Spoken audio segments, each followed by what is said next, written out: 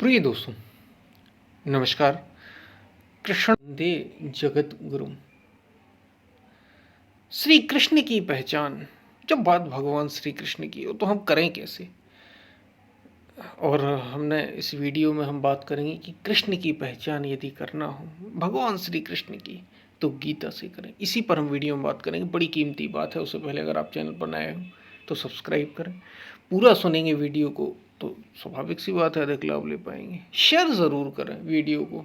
जैसे आपको लाभ हो रहा है, हो सकता किसी दूसरे को भी लाभ हो सके, तो ज़रूर शेयर करें। आप जिस जिस सोशल मीडिया प्लेटफॉर्म पर शेयर कर सकते हो, जहाँ भी शेयर कर सकते हो, और ज्वाइन भी करें।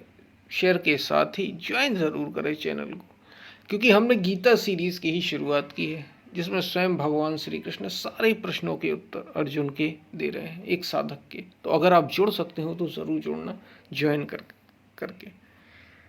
हम चलते अपनी वीडियो की तरफ।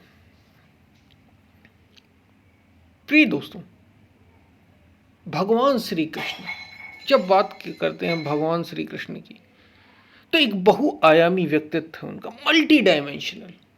और जब भगवान श्री कृष्ण की ही बात आती है तो कई तरीके से उनके ऐसे चमत्कार हुए हैं जिससे उन्हें जोड़ा जाता है। कई तरह के चमत्कार उनके जीवन में हुए जिनसे भगवान श्री कृष्ण को जाना जाता है।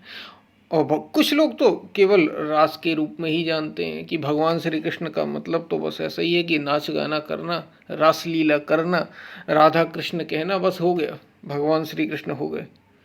कुछ लोग बचपन से ही चोरी करना, इन सबको भी भगवान श्री कृष्ण, ये जो छोटी छोटी घटनाएं घटी, कालिया सर, जो कालिया नाग था उसका मर्दन कर दिया, भगवान श्री कृष्ण ने ही किया। और भी कई राक्षसों को मारा, पूतना का वध किया,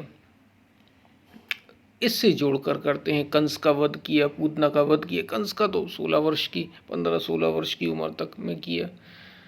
तो इन सब घटनाओं से ही केवल इतना जोड़ लेते हैं। भगवान श्री कृष्ण को अगर आपको वास्तव में देखना है,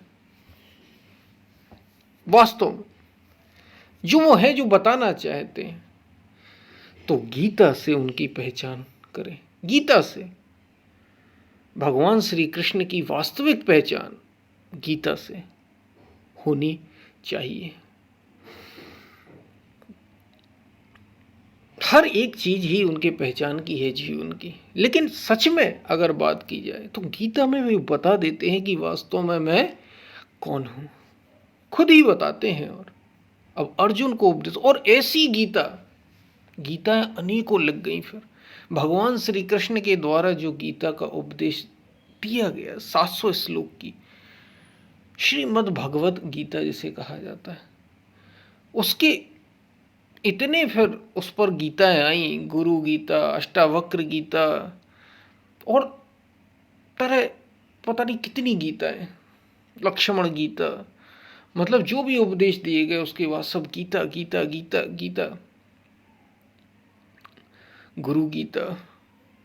तो तमाम तरह की गीता पर टिप्पणियां लिखी, अनेक अनेक संतों ने लिखी, सबने अपने अपने ढंग से ठीक लिखी, कुछ कमी नहीं लिखी। अवधूत गीता, अवधूत गीता जो दत्तात्रेय द्वारा लिखी गई, लेकिन श्रीमद् भगवत गीता उनमें आज भी उतनी ही प्रासंगिक है।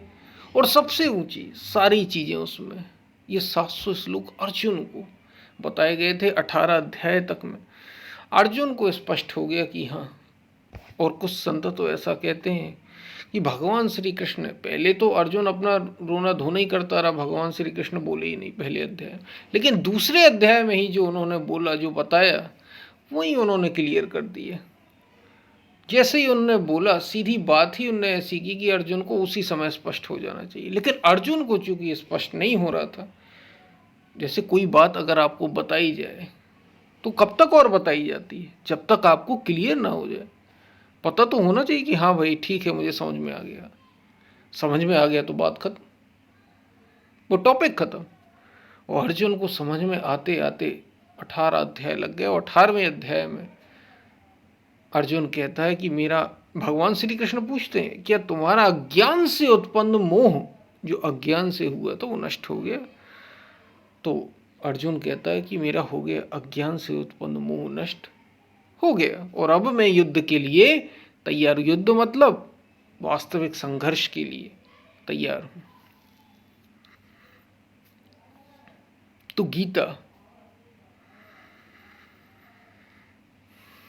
और भगवान श्री कृष्ण की पहचान गीता से। गीता में भगवान श्री कृष्ण क्या नहीं बताते, सब बता देते हैं। एक जीवन, वास्तव में जीवन का उद्देश्य क्या है, मैं कौन हूं और अर्जुन कौन है, हर सब कुछ जो जो बताया जा सकता है सब कुछ भगवान श्री कृष्ण बता देते हैं। सब कुछ अभी कह ही रहे हैं, यदा यदा ही धर्मस्य ग्लानिर्भवति भारत अवयुत्थानम अधर्मस्य तदात्मानं सृजाम्यहम् परित्राणाय साधूनां विनाशाय च दुष्कृतां धर्म संस्थापनार्थाय संभवामि युगे युगे। कब अवतार होता है भगवान का, कब जन्म लेता हूं मैं? भगवान श्री कृष्ण यहाँ कोई एक व्यक्ति के रूप में बात नहीं कर रहे, भगवान श्री कृष्ण समष्टि के रूप में बात कर रहे हैं। और जब गीता कहा गया है कि गीता में, इसलिए गीता में, श्रीमद् भगवत गीता में जितने भी श्लोक आए और जब जब भगवान श्री कृष्ण ने अपने शब्द कहे तो उसे कहा गया श्री भगवान उवाच, भगवान के द्वारा बोले गए, कृष्ण के द्वारा बोले गए ऐसा नहीं कहा गया।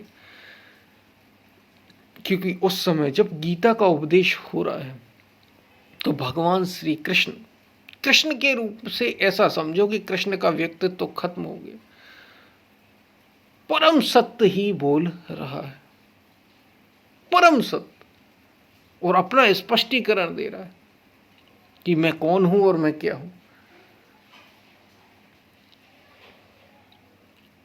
जब जब धर्म की हानि होती है, कब भगवान अवतार लेते हैं? अवतार केवल बाहर नहीं, अवतारों को बाहर से मत जोड़ना।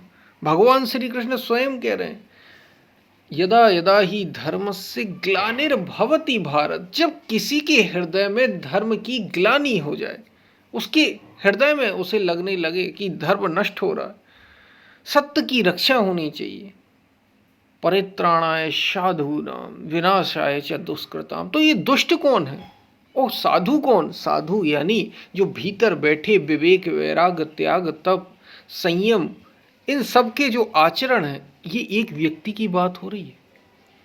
इसकी रक्षा के लिए, जैसे अर्जुन के सामने यही प्रश्न था, उसे मोह ने जकड़ लिया था। अर्जुन के सामने क्या था? अर्जुन को मोह ने ही तो जकड़ लिया था। मोह सकल व्याधिन कर मूल। अर्जुन कह रहा था मैं नहीं मार सकता, ये मेरे अपने हैं, वो भी मारने को तैयार खड़े थे। पितामह, गुरु द्रोण, दुर्योधन, कृपाचार्य, अश्वत्थामा, ये सब क्या है? ये सारे पात्र भीतर के ही हैं, हम सब के भीतर के। तो ये युद्ध के लिए वे तो तैयार थे,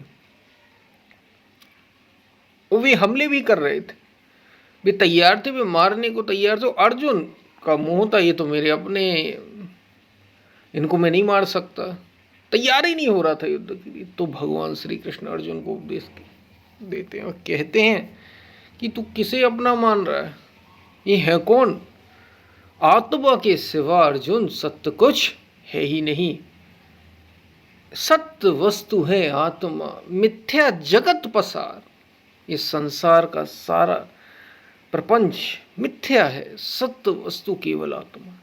तो आध्यात्म का सबसे ऊंचे से ऊंचा ग्रंथ अगर कहीं लिखा गया या बोला गया, वो गीता ही कही जाती है। सारे ग्रंथों का सार कह दिया कि गीता है, सारे ग्रंथों का, सारे ग्रंथों का सार कोई और नहीं, ऐसा कहा जाता है गीता है। गीता सुगीता कर्तव्यम किबन्ये शास्त्र विस्तरे या स्वयं पद्मनाभस। ये स्वयं भगवान श्री कृष्ण के द्वारा बोली गई वाणी है। गीता सुगीता कर्तव्यम किमन्ये शास्त्र, और दूसरे शास्त्र के पक्ष में पढ़ने की जरूरत नहीं। इसलिए जब भी भगवान श्री कृष्ण की पहचान हो तो गीता से की जाए, गीता से करना उनकी वास्तविकता में, क्योंकि वे उस समय, मैंने जैसे कहा श्री भगवान उवाच, भगवान श्री कृष्ण जब बोल रहे हैं तो उस समय कृष्ण बोल ही नहीं रहे, सीधे भगवान बोल रहे हैं। तो और लीलाएं तो शरीर से संबंधित हैं, जो आप देखते हैं बाहर की सारी चमत्कृत है, सारी अद्भुत है, सबको पढ़ना चाहिए, सब में रस है, सबसे चेतना का उत्थान होता है। लेकिन गीता तो शुद्धतम रूप है। कहा गया सारे शास्त्रों का सार, गीता को सभी शास्त्रों का सार कहा जाता है। सारे शास्त्रों का सार है गीता, गीता शास्त्रों का सार है। इसलिए क्या करें हम, गीता से भगवान श्री कृष्ण को जोड़ें, गीता पढ़ें उनकी, और अपने जीवन में उसके आचरण को, और जब पढ़ने की बात आती है तो ठीक ढंग से जीवन में उतारने की बात है, जो उसके अर्थ हैं। क्योंकि जन्म से लेकर और मृत्यु तक, और यहाँ तक कि जन्मों से भी परे, सारा अध्यात्म भगवान श्री कृष्ण अपनी गीता में अर्जुन को बता रहे। जो जो एक प्रश्न हो सकते हैं, सारे प्रश्न एक साधक के बता रहे हैं। जीवन क्या है, भक्ति क्या है, ज्ञान क्या है, राजयोग क्या है, सब तो बता दिए भगवान श्री कृष्ण ने। और कौन हूं मैं, ये भी बताया। और इतना ही नहीं, गीता की पता है श्रेष्ठता क्या है। गीता की श्रेष्ठता इसमें तो है कि वो श्रेष्ठ है। गीता के बाद गीता की विशेषता इसमें है कि अर्जुन, फिर गीता के बाद जब अर्जुन को गीता सुनाई गई तो अर्जुन नहीं रह गया। गीता में भगवान श्री कृष्ण स्वयं कह रहे हैं कि अर्जुन, अगर तू इस पथ पर चलेगा जो मैं बता रहा हूं तुझे, गीतोक्त पथ पर, तो तू जिस स्थिति वाला मैं हूं, यदि मैं भगवान कहलाता हूं, यदि मैं योगी कहलाता हूं, यदि मैं तत्वदर्शी कहलाता हूं, तो तू भी योगी हो जाएगा, तू भी भगवान हो जाएगा, तू भी उसी स्थिति वाला हो जाएगा जिस स्थिति वाला मैं हूं। मतलब गीता जो भी उस पर चल लेगा, जो उसे आचरण में ले आएगा, जो भगवान श्री कृष्ण ने कही है, वो वैसा ही हो जाएगा जिस स्थिति वाले भगवान श्री कृष्ण, उसी स्थिति वाला गीता के आचरण वाला हो जाएगा, वो भी भगवान हो जाएगा। जानत तुम्हें हो जाए। ये गीता की विशेषता है, ये गीता की महानता है। मतलब जो उसे जान लेगा, जो उसे गीता को अनुभव कर लेगा, जो उसे जिएगा, वो भगवान हो जाएगा। और इससे बड़ा और क्या चाहिए। यही इसलिए भगवान श्री कृष्ण की गीता, और तो लीलाएं हैं उनकी, पूरा जीवन ही लीला है। सबसे कुछ ना कुछ लाभ होता है, चेतना का उत्थान होता है। लेकिन चेतना को अगर शिखर तक पहुंचाना है तो गीता ही माध्यम है। हमारी और आपकी जो चेतना है, जो सोई पड़ी है, अगर उसे उठाना है और उसको उस स्तर तक पहुंचाना है जिस स्तर पर भगवान श्री कृष्ण थे, तो गीता ही एकमात्र उपाय है। इसलिए कृष्ण की पहचान गीता से करें और गीता को जीवन में लाएं, उतारें उसे, अपनाएं उसे। गीता सभी शास्त्रों का, कोई एक शास्त्र नहीं, सारे शास्त्रों का, सारे मतों का, संतों ने, किसी एक ने नहीं कहा, सभी संतों का ये मत है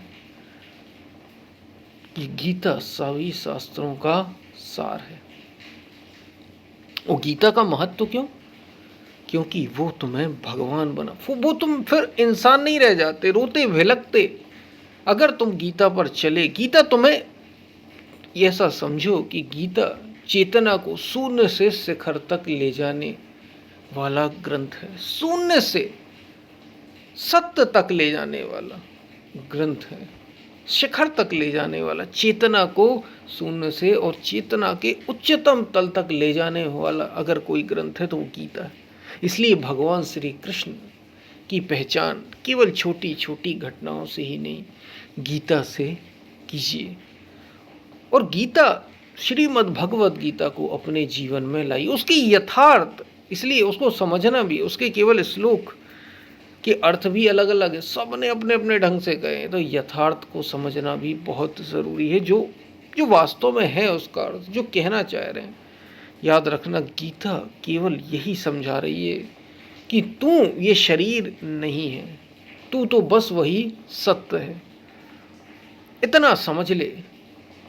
तू शरीर और इंद्रियों और मन और बुद्धि से अपना तादात्म्य तोड़ और सत्य से तादात्म्य स्थापित कर। गीता का उद्देश्य बस यही है। अब माध्यम कुछ भी हो, चाहे तुम सांख्य योग से करो, भक्ति योग से करो, ज्ञान योग से करो, विचार योग से करो, करो कैसे भी करो, गीता बता तुम्हें यही रही है। इसलिए श्री कृष्ण की पहचान गीता है। वास्तव में श्री कृष्ण की पहचान गीता है। शायद आपको बात समझ में आई हो। तो हम फिर मिलते हैं, तब तक के लिए धन्यवाद। यदि पसंद आए तो शेयर ज़रूर करें। चैनल से अभी तक नहीं जुड़े तो ज़रूर जुड़ें, ज्वाइन करें। हमने गीता सीरीज़ की ही शुरुआत की है। सारे प्रश्न संयम के साथ, बड़े धैर्य के साथ आपको सुनना होगा। हम कोई ऐसा नहीं है कि इकट्ठा हम कर रहे हैं, कुछ कुछ ही करते हैं।